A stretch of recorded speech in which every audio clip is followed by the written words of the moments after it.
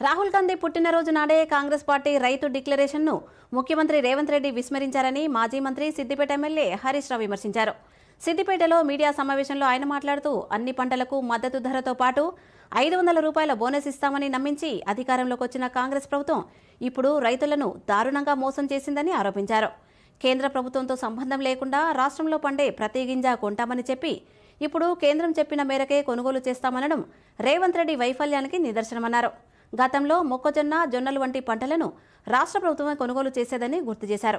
ఇక రాబోయే వానాకాలం సీజన్కు ఎకరానికి 2 బస్తాల యూరియా మాత్రమే ఇస్తామనడం, అది కూడా విడతల వారీగా మొబైల్ యాప్ల ద్వారా సరఫరా చేయాలనుకోవడం రైతులను ఇబ్బందులకు గురిచేయడమేనని హరీష్ రావు తెలియజేశారు. అన్ని పంటలకు ఎంఎస్పీతో పాటు ఎంఎస్పీకి అదనంగా 500 రూపాయలు ఇస్తామని చెప్పి ఆనాడు రాహుల్ గాంధీ గారు రైతు డిక్లరేషన్లో ప్రకటించారు. కానీ నేడు రేవంత్ రెడ్డి గారు ఏమంటున్నారు? బోనస్ లేదు, ఆ కొనడం కూడా అన్ని పంటలను మద్దతు ధర కొనేది కూడా రాష్ట్ర ప్రభుత్వం కొనదు. కేంద్రం ఏ పంట కొనమంటే గదే కొంటాం, ఎంత కొనమంటే గంతే కొంటాం. అంటే రైతు డిక్లరేషన్ను రాహుల్ గాంధీ జన్మదిన సాక్షిగా రేవంత్ రెడ్డి గారు బొందబెట్టారు.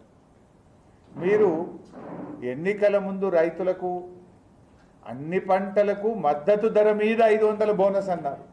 బోనస్ ఎగబెట్టేస్తే పంటల కొనుగోళ్లపై నిన్న కాంగ్రెస్ ప్రభుత్వం చేతులెత్తేసింది.